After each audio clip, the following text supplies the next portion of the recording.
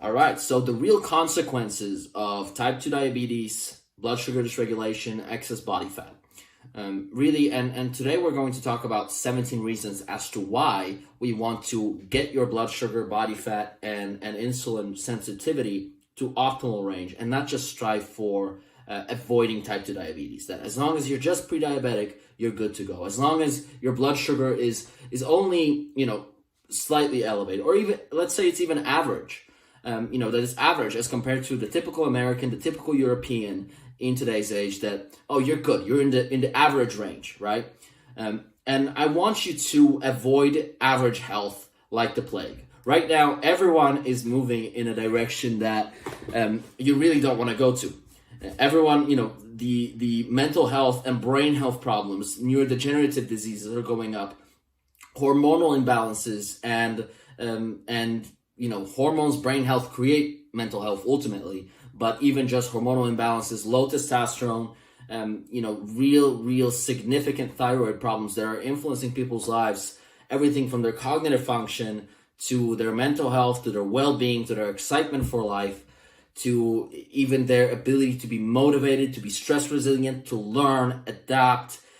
All of this is having significant costs. And for you as an individual, what this means is that health is your fundamental capacity to maneuver the environment and to get better and to grow. Your health is going to impact your ability to learn your skills, which in today's day and age, if you don't have a rare and valuable skill, you're not going to be in a good place financially. And most of these skills that are rare and valuable are pretty complex and require a certain level of assertiveness, a certain level of drive, consistency, and discipline on your part. And all of this is really, really controlled by your health. So today we're going to talk about a very, basic aspect of health, really the aspect of health that we've looked at for the longest, right? So I talk a lot about brain health, about hormones, because these are the underlying causes of the problem that we're going to be able to bring up today. And really, these are easier to point to as far as problems in your health, in your life, your inability to be motivated, when you're feeling burnt out, when you're feeling stressed, when you lack confidence. We can generally track it down to systems specifically in terms of brain health or hormones. But today I want to talk to you about something that is more common in the medical world, and it is blood sugar regulation, insulin resistance, which is basically type 2 diabetes, and even excess body fat, because excess body fat is also a sign of insulin resistance. So first off, let me say this right from the start, because when it comes to diagnosis and the medical world, we have fallen for a trap in our thinking. Just because it is very uncommon for someone to recover doesn't mean that it's very much possible. Type 2 diabetes is not genetic. Most diseases are not genetic. Genetics play a very minor role. Now, to help you understand why it is thought to be genetic, let me help you understand. So genes are going to really control how you respond to the same environment. So if you put people with genetic differences in the same environment, certain people are going to be worse off than others. Certain people's different systems are going to get attacked first. Different systems are going to be influenced differently by inflammation. So I know there was a lot of information there, but hopefully that paints you a picture, meaning that every single person on this planet, there's a strategy that would get them to optimal health. So while the way to get there is a little different, it's still possible and it's still very doable if we just look deeper at and we treat everything as a factor that influences our biochemistry. Everything you eat, everything you do, every single thing that happens matters. When we look at it this way, it's quite easy to find a strategy that would work for an individual and completely reverse the genetic curse that their family has. Their family has a certain disease running. So this is really good to understand, is that genes do not just like predict your future. They really don't. And anyone that argues against that generally is missing a lot of factors and hasn't really looked at things all that deep, just how influenceable our biochemistry is. I could dramatically change my health for the worse if I wanted to, just like I can keep improving my health even as I age. So now let's go into the real reasons why we want to control our blood sugar better and why we want to make sure that we're in the optimal range of insulin sensitivity, that we're not even close to being pre-diabetic, and that we are addressing these problems in time. Now, type 2 diabetes is terrifying. You can lose limbs. You're going to have really crappy hormones. You're going to you're going to get other diseases.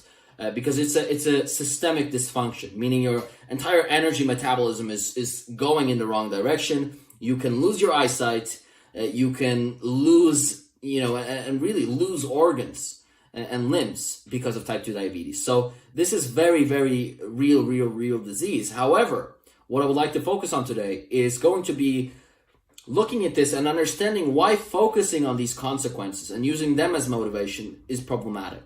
So the main reason this is a problem and why we want to avoid being scared of these diseases that are going to kill us, 5 years from now, 2 years from now, 3 years from now, basically in the future, is because human beings are horrible at top-down, meaning influencing their emotional states, which control our actions. Our reward system controls our behavior.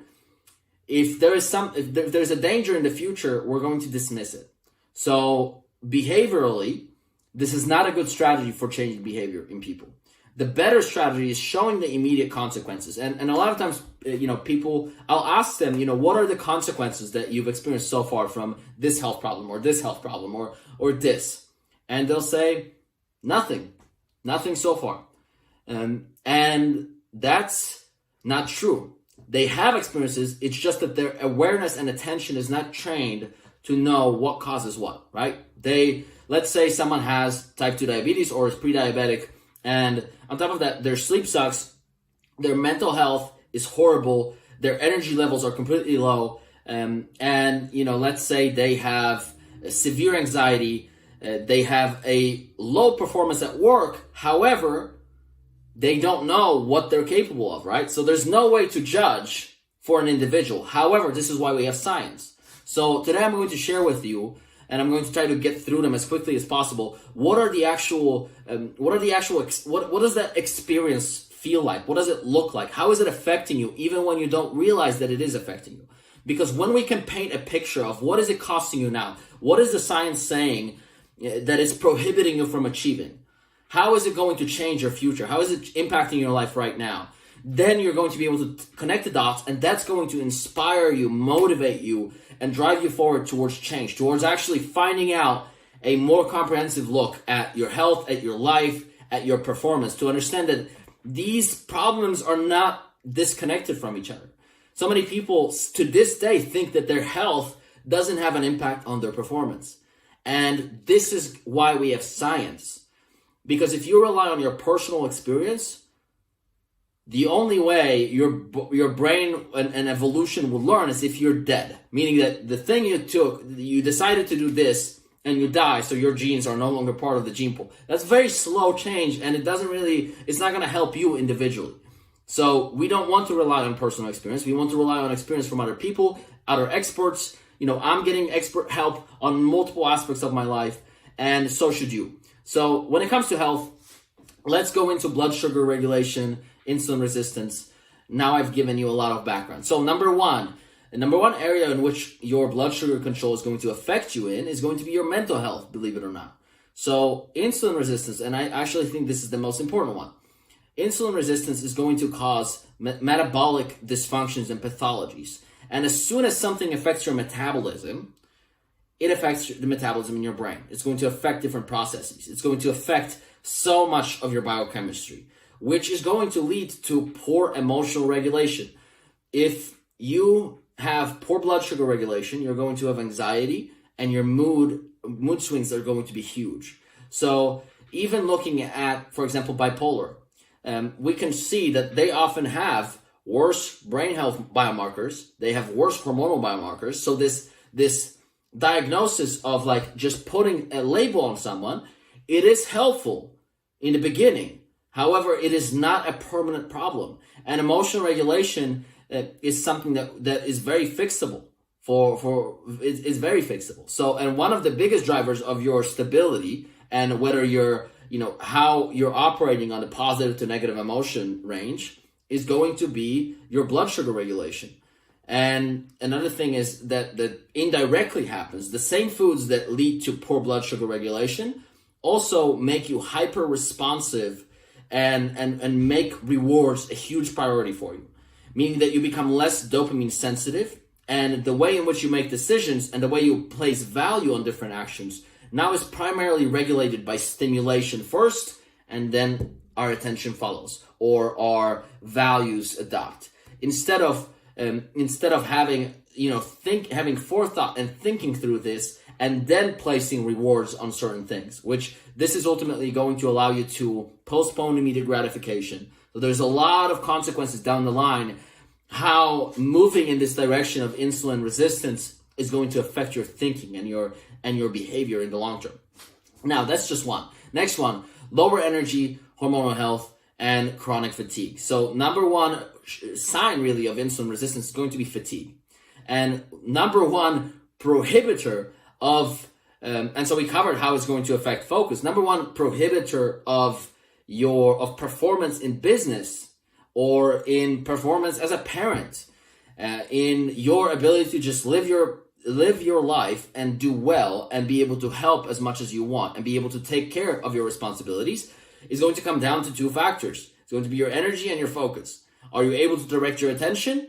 And do you have enough energy to follow through with your tasks? If you don't, you're going to have a hard time and you're going to fall back. If you have a business and you struggle with your focus and your energy, you will soon be out of business.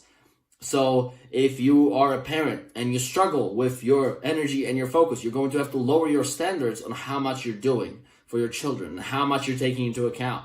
And you're going to have to place your growth and advancement, you're going to have to wait with that because you only get so much energy. So insulin resistance and blood sugar dysregulation is going to directly impact just how much you're able to get done in your day, how excited you even get to feel, because energy and motivation are not separate systems. Most of energy is, yes, it is your metabolism, and yes, it is your that matters, but a lot of your subjective experience of your energy is actually the dopaminergic system. And as soon as your blood sugar is a roller coaster, inflammation goes up because it causes damage. And when inflammation is present, remember, inflammation is not the enemy here. Inflammation is there to heal you, but the fact that you're having to heal is going to lead to sickness behavior. And this sickness behavior is what we see in animals, for example. This is what we have an animal model for depression. Learn hopelessness. You're going to see a lot of withdrawal. So as soon as you have inflammation, you're going to have mental health disease in some sense. So mental health and inflammation are very much connected. And the reason for that primarily is because the only emotions you can feel are neurotransmitters. And as soon as you have inflammation, neurotransmitters are cut off, because that production of wanting to achieve, why would you go out and expand more energy when you're sick and you need healing, right? It's a matter of shifting priorities. And most of the foods that you eat every single day are keeping you sick.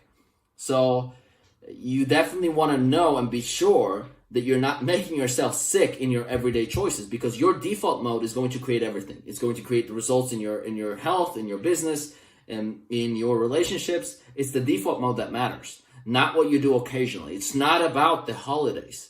Coming back to the next one. So you're unfortunately, when you have excess body fat, when your BMI, the higher your BMI, the actual smaller your brain. So this is a horrific statistic, and it's very, you want to be terrified. And I want you guys to be terrified because it's going to lead to change. If you internalize this, if you allow your stress response to finally direct you in a good direction, meaning running away from negative choices, running away from a worse life. Literally, the worse your health, the harder your life is going to be. So it's not about it's not about a diet. It's about shifting your priorities and then actually finding huge joy. And suddenly you're going to find yourself that you're happy and positive and optimistic and energetic and focused and highly functioning and very resourceful for absolutely no reason. That's what health is that you're happy for no reason. So let's look at, so smaller brain. What does that mean? Well, because of the lower amounts of really brain blood flow that you're getting, because the blood sugar dysregulation and inflammation is going to lead to worse blood pressure profile. It's going to lead to higher cholesterol levels, specifically LDL and very low density LDL. And it's also going to, that is going to impact the cardiovascular system. And as soon as your cardiovascular system is impacted, boom, your brain is impacted. If your cardiovascular system doesn't work, for example, if your, even erectile dysfunction is a good predictor of various other problems. So there's just so much, these systems are interconnected. So as soon as your blood flow is not good, if your hands are cold, if your blood flow is not good, your brain is not going to be good. It's going to be missing out, and it's going to lead to poorer functioning overall. It's going to lead to worse decisions. So looking at the next one, and I could go in depth, but I'm going to try to move towards through them quicker.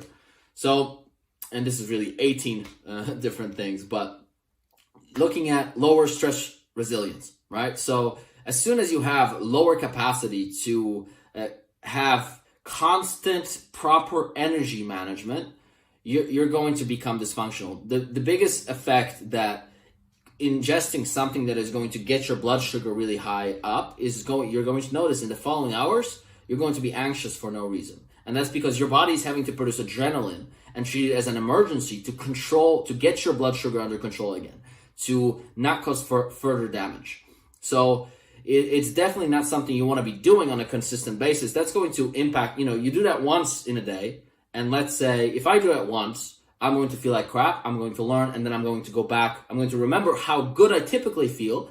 And I'm going to be like, oh no, this caused it. But if you're doing this every day, you don't know anything different. You don't know how good you should be feeling, how energetic and motivated you should be feeling, and how bold you should be feeling. And so if you don't have a comparison, you're just not a reliable judge of how these food choices are affecting you. So the lower stress resilience is going to be absolutely present because you don't have the ability to regulate your emotions effectively. And to even, there's a lot of tools. There's NLP, right? And this is a big part of what I do. However, your fundamental capacity to implement these tools and to use these psychological levers for changing how you feel, and to top down, meaning from your cortex, influence your emotional brain and your reward system, the capacity to do that is dependent on how interconnected your cortex is with your emotional brain, with your amygdala, with your hippocampus. So there's actual physical connections that are making this easier for some people and harder for some people. For some people, and you'll see this, and this is very visible, the worse someone's health is, the lower their capacity to change. And there's a saying that you can't teach an old dog new tricks. Well, some dogs can learn this, especially if they've been moving a lot, because the movement actually generates something that is different growth factors in their brain. So their brains are actually young, while it's chronologically an old dog, just like you see it in people. Certain old people are, and I'm going to be one of those people. I'm going to be 100 years old, and I'm going to be extremely sharp because I know what creates that sharpness. And it's not a passive experience of just losing your sharpness and your hormonal health as you age. It's not that straightforward that just because you age, your hormones are going to decline. No, it's a compounding of specific, of how you're influencing the entire system that leads to you in a certain direction. And the old dog and new trick situation is that you can't teach a dog that has low neuroplasticity new tricks. But neuroplasticity is very modifiable. And it's partially regulated by blood sugar control and insulin sensitivity, because it's a biomarker for many other systems functioning well. And if you have insulin resistance, you're going to have inflammation. Inflammation is going to plummet growth factors in your brain, which brings me to the next point. It's going to affect your capacity to learn and acquire new skills and have, a lot of flexibility in your behavior. You will notice that, and I've seen this even in my clients' stories. They come to me and they said, I used to be so not stressed about anything. And then this and this and this happened. And now I have, insulin resistance, for example. And I've noticed that now there's so many more things that I need to function. I need them to be in a certain way. I need people to be in a certain way. I need this brings up the OCD in all of us, where you have such a low capacity to function that you need to control your environment. Well, most of the rewards in business are going to come from, and really in life, are going to come from encountering and facing chaotic situations and putting them back into order. Well, if you're allergic to chaos and uncertainty and you can't handle it, you're not going to do well in today's society. So let's go down to next one. So I made a video on how sleep quality is actually able to predict income and socioeconomic status. Well, this should be significant because poor blood sugar regulation is going to lead to you waking up in the middle of the night and just being inconsistent in how well you sleep. Well, lower sleep quality is going to lead to poor cognitive function, poor decision making, inability to pay attention, inability to deal with stress. You're going to fall behind, and that in turn is going to lead to lower capacity for income and professional success, and really in relationships. I've worked with couples that have had major marriage problems. They've worked with counselors, multiple counselors, marriage counselors, and they weren't able to solve the issue. When I start working with them and we fix their health, we get their biology to be in a place where they feel good for no reason. Well, guess what? They're no longer irritable. They're no longer snapping at each other. They're no longer unable to regulate their own emotions, and they're no longer just victims to their moods, because now they're able to top down, hey, I love this person, and I'm not going to interpret this situation in such a way. This is irrational. They're able to recognize their own mistakes, and so the learning process is so much faster. Now, as you see, it's taking me a long time here to get through these because this is information that is critical for you to understand. So I mentioned the actual diseases. So I mentioned blood pressure and cholesterol, but I didn't mention Alzheimer's. And at this point, the scientific community is beginning to call Alzheimer's a type 3 diabetes because it's actually insulin resistance in your brain, which is horrific, right? And Alzheimer's is on the rise, and it's really, really horrible. So your brain health is severely impacted by this. Looking at even your testosterone levels. So the higher your body fat, the more of a metabolite called aromatase. And aromatase's job is to convert testosterone to estrogen. And you don't want this conversion to be happening if your goal is to have optimal health and optimal energy levels and high drive and high confidence and high stress resilience and for effortful tasks to feel appealing. The lower your testosterone, the less effort you're going to want to exert. So this is not something you want for your life because you basically get less control and you're having to use much more willpower to get through your day, which is just not ideal at all. The last one, and I'm gonna kind of summarize them to keep the video as short as I can. I could hold, a 2 to 3 hour training on this. But the last one is going to be the how it's impacting your social life and how it's impacting your business. You're going to get less influence because of a phenomenon called Pygmalion effect. And Pygmalion effect means that when we see a positive attribute in someone, we assume they have a bunch of other very positive attributes. And unfortunately, if you have excess body fat, if you, if your even sharpness is not there, people are going to assume a lot more things about you. And this Pygmalion effect works in both ways, both in positive and negative. And in a negative sense, if, this is going to depend on the specific beliefs of the person.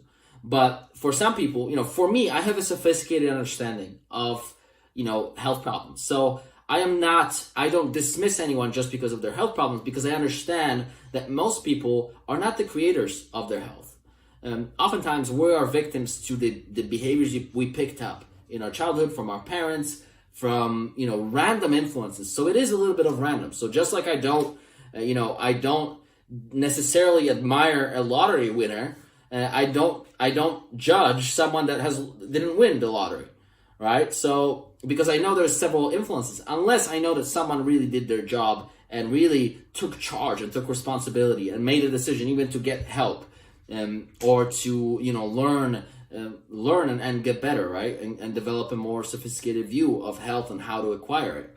But most people are going to quickly jump into a conclusion that, excess body fat, undisciplined, can control themselves. They're stress eating. Well, if they're stress eating, maybe their business is not going well. Well, if their business is not going well, then maybe I shouldn't be doing business with them. So that will be, one example, right? Whereas the opposite is going to happen. If they're lean, they're strong, they have phenomenal posture, they're disciplined, reliable, consistent, right? Because you require consistency to achieve a certain body, and it's just going to be with you everywhere you go. And this is very important. Just like, the influence you get with your friends. This is all very, very, it's just going to impact so many areas of your life that you have no idea. So if you guys want help with this, then comment me below, and I'll actually send you a body fat cheat sheet.